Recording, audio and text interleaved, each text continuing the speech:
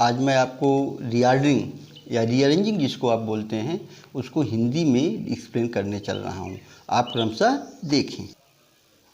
Students, सबसे पहले अगर आप रीऑर्डरिंग कर रहे हो, रीअरेंजिंग कर रहे हो, तो सबसे पहले जो भी सेंटेंस दिया गया है रीअरेंज करने के लिए, उसको आपको ये देखना चाहिए कि उसमें नाउन या प्रोनाउन कहाँ से यूज किया गया है। अगर आप नाउन या प्रोनाउन को खोज लेते हैं, नाउन प्रोनाउन को ढूंढ लेंगे, तो जाहिर सी बात है कि आपका सब्जेक्ट वहीं से बनता है। सबसे पहले हम लेते हैं स्टेटमेंट को। अगर आप स्टेटमेंट की रीऑर्डरिंग करने जा रहे हों तो ये जनरल रूल है कि सबसे पहले आप क्या लिखेंगे, सबसे पहले आप लिखते हैं सब्जेक्ट। आफ्टर देन फिर उसके बाद आप क्या लिखेंगे, वर्ब लिखते हैं। फिर उसके बाद आप ऑब्जेक्ट लिखते हैं। स्टूडेंट्स, ध्यान देना है आपको कि सब्जेक्ट तो एक ही रहता है, सेंटेंस का सब्जेक्ट एक ही होगा, लेकिन हमेशा वर्ब दो प्रकार के हो सकते हैं। कभी कभी वर्ब दो प्रकार के हो जाते हैं। एक तो आपका होता है लिंकिंग वर्ब या हेल्पिंग वर्ब जिसको आप बोलते हैं, और दूसरा आपका होता है मेन वर्ब। इसी प्रकार से ऑब्जेक्ट भी हमारे दो प्रकार के हो जाते हैं। एक होता है इनडायरेक्ट ऑब्जेक्ट और एक होता है डायरेक्ट ऑब्जेक्ट। अगर सेंटेंस में दो ऑब्जेक्ट दिए गए हैं तो सबसे पहले आपको लगाना है इनडायरेक्ट ऑब्जेक्ट, फिर उसके बाद आपको यूज करना है डायरेक्ट ऑब्जेक्ट। एग्जाम्पल में आप कह सकते हैं, जैसे कह सकते हैं she gave me a book. अब देखेंगे आप इसमें स्टूडेंट्स, ये सी क्या है, आपका सब्जेक्ट हो गया, यहाँ पर सब्जेक्ट हो गया। ये गेव क्या हो गया, मेन वर्ब हो गया। इसमें आपको हेल्पिंग वर्ब नहीं आया। अगर हेल्पिंग वर्ब होता तो आप क्या करते, मेन वर्ब से पहले हेल्पिंग वर्ब लगाते। सी गेव मी क्या हो गया, आपका इनडायरेक्ट ऑब्जेक्ट है, और आपका डायरेक्ट ऑब्जेक्ट क्या हो गया, अ बुक हो गया। ये आपका डायरेक्ट ऑब्जेक्ट हो गया। या फिर आप कह सकते हैं इसी सेंटेंस को जैसे ये लिखा जा सकता है, she is giving me a book. अब इसमें देखेंगे सी आपका सब्जेक्ट, इज आपका हेल्पिंग वर्ब। यहाँ पर देखेंगे सब्जेक्ट है, फिर उसके बाद हेल्पिंग वर्ब आया।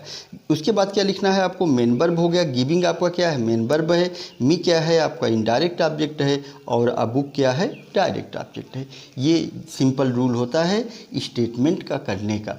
इसके साथ ही साथ में अगर सेंटेंस में निगेटिव सेंटेंस है, निगेटिव सेंटेंस हो रहा है, तब आप क्या करेंगे, हेल्पिंग वर्ब के बाद आप नॉट लगा देते हैं। जैसे यही अगर सेंटेंस रहेगा तो सी इज नॉट, नॉट कहाँ आएगा, इज हेल्पिंग वर्ब के बाद, यानी हेल्पिंग वर्ब और मेन वर्ब के बीच में आप क्या करेंगे, नॉट लगा देते हैं। यही सेंटेंस बन जाएगा, she is not giving me a book. ये आपका स्टेटमेंट का हो गया। इसके बाद आप देखते हैं इंट्रोगेटिव सेंटेंस। इंट्रोगेटिव सेंटेंस आप जानते हैं स्टूडेंट्स कि दो प्रकार के होते हैं। इंट्रोगेटिव सेंटेंस आपके दो प्रकार के होते हैं। एक तो होता है यस या नो टाइप वाला, जिसका आंसर आप यस में दे सकते हैं या नो में दे सकते हैं, या कि ऐसे इंट्रोगेटिव सेंटेंस जो हेल्पिंग वर्ब से शुरू होते हैं, हेल्पिंग वर्ब से शुरू होते हैं। दूसरा क्या होता है, क्वेश्चन वर्ड वाले, जिसमें WH वाले शब्द आते हैं या HW वाले शब्द आते हैं। देखते हैं सबसे पहले हम हेल्पिंग वर्ब से शुरू करने वाले सेंटेंसेज की अगर आपको रीऑर्डरिंग करना हो तब आप क्या करेंगे। सबसे पहले आपको करना क्या है, आपको जब भी करने हो तो सबसे पहले आप लिखते हैं helping verb, helping verb plus उसके बाद आप क्या लिखेंगे। अब हेल्पिंग वर्ब के बाद आपको सब्जेक्ट लिखना होगा। हेल्पिंग वर्ब के बाद आप सब्जेक्ट लिखते हैं,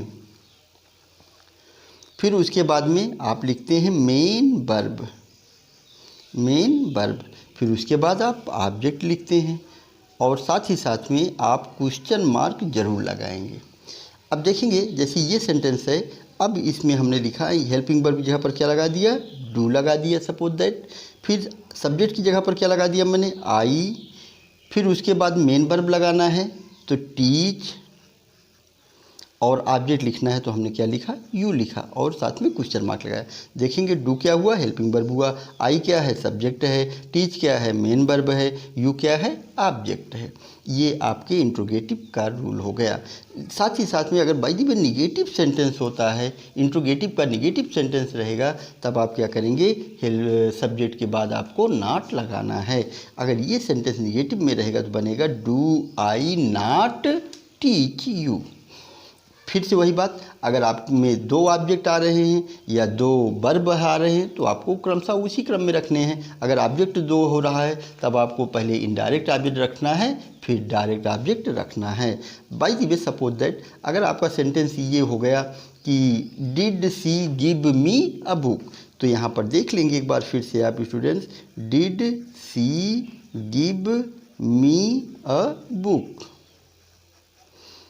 अब इसमें देखेंगे डिड आपका हेल्पिंग वर्ब, सी आपका मेन वर्ब हो गया, सी आपका सब्जेक्ट हो गया और गिव आपका मेन वर्ब हो गया, मी आपका इनडायरेक्ट ऑब्जेक्ट हो गया, आ बुक क्या हो गया, डायरेक्ट ऑब्जेक्ट हो गया।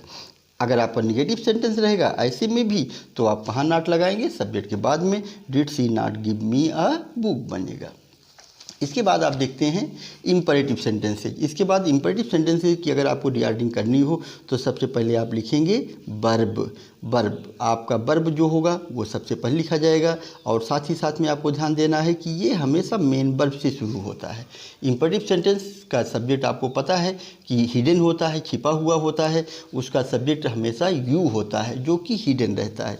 इसलिए जब भी आप शुरू करेंगे तो इम्परेटिव सेंटेंस की शुरुआत मेन वर्ब से करते हैं, फिर उसके बाद आप क्या लिखते हैं, ऑब्जेक्ट। क्यों? क्योंकि देखेंगे सब्जेक्ट वर्ब ऑब्जेक्ट होता है, सब्जेक्ट आपका हिडन रहता है, इसलिए क्या बचा, वर्ब और ऑब्जेक्ट। इसलिए आप हमेशा मेन वर्ब से शुरुआत करेंगे और ऑब्जेक्ट लिखेंगे। जैसे ये हमने कह दिया गिव हिम अ बुक। अब यहाँ पर क्या हुआ, गिव आपका मेन वर्ब हो गया, हिम आपका इनडायरेक्ट ऑब्जेक्ट हो गया और अब बुक क्या हो गया, डायरेक्ट ऑब्जेक्ट हो गया। इस तरीके से आप करते हैं। स्टूडेंट्स आपको पता है कि इम्परेटिव सेंटेंसेस दो प्रकार के होते हैं, या तो वो अफर्मेटिव होते हैं या फिर निगेटिव होते हैं। इम्परेटिव सेंटेंसेस कई इंट्रोगेटिव नहीं होते हैं, इसलिए ये आपका बना अफर्मेटिव।